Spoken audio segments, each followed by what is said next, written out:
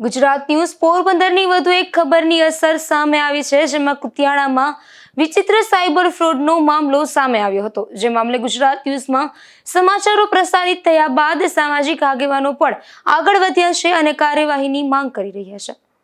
કુતિયાણા શહેરમાં આવેલ bank of Baroda, state bank of India ઉપરાંત બેંક ઓફ બરોડા મહિયારી શાખા તેમજ રાણા કંડોળા બેંક ઓફ બરોડા શાખામાંથી મોટી સંખ્યામાં સાયબર ફ્રોડ ઘટના બની રહી છે। આ ઘટનાની વિગતવાર વાત કરીએ તો આ બેંકમાં જેના ખાતાઓ છે તેવા ખાતાઓમાંથી મહારાષ્ટ્રમાં ફિંગર એટલે કે અંગૂઠા ઉપરથી પૈસા ઉપડી રહ્યા છે, પરંતુ નવાઈની વાત એ છે કે મોટા ભાગના પૈસાના મેસેજ ગ્રાહકો સુધી પહોંચતા નથી।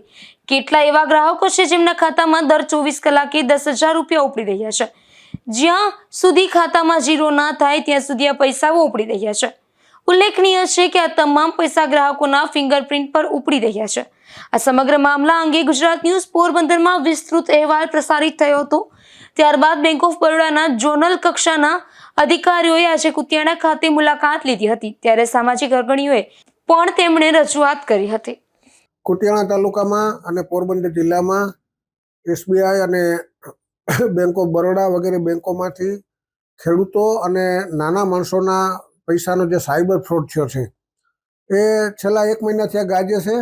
અને સાયબર ફ્રોડ એવા લોકોનો થયો છે કે જેનું ટર્નઓવર ઓછું છે, જે અભણ છે, જેને બહુ કંઈ ખ્યાલ નથી। તો આ સાયબર ફ્રોડમાં જે લોકોએ ફરિયાદ કરી છે એનું નિરાકરણ પણ 3-4 મહિને આવે છે। તો ખરેખર તો બેંકોએ પહેલાં તો તપાસ કરીને જે લોકોનું ફ્રોડ થયો છે એનું બેંકે ફરિયાદી બને તાત્કાલિક પગલાં લેવા જોઈએ અને બેંકમાં એક અલગ એને ટેબલની વ્યવસ્થા રાખવી જોઈએ, કારણ કે આ જે કોઈ ઠગના ભોગ બન્યા છે જે કોઈ એને કોઈ કાયદાકીય જ્ઞાન હોતું નથી કે ભાઈ ક્યાં શું કરવું, કેમ ફરિયાદ કરવી, ક્યાં અરજી આપવી।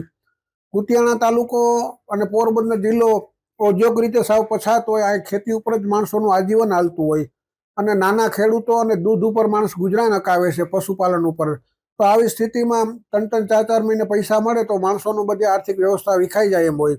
તો સરકારશ્રીએ અને ખાસ કરીને બેંકના ઝોનલ કક્ષાના અધિકારીઓએ તાત્કાલિક આમાં રસ દાખવી અને આખા પ્રકરણમાં તાત્કાલિક લોકોને પૈસા મળી જાય એવું બેંકમાંથી વ્યવસ્થા કરે એવી અમારી માગણી છે। આ પ્રકારે ભોગ બનનાર બેંકના ગ્રાહકો હાલ તો સાયબર ક્રાઇમમાં ફરિયાદ નોંધાવી રહ્યા છે, ત્યારે સાયબર ક્રાઇમ વિભાગ જો યોગ્ય તપાસ કરે તો મોટો ફ્રોડ બહાર આવી શકે તેમ છે। નાગેશ પરમાર, ગુજરાત ન્યૂઝ, કુતિયાણા।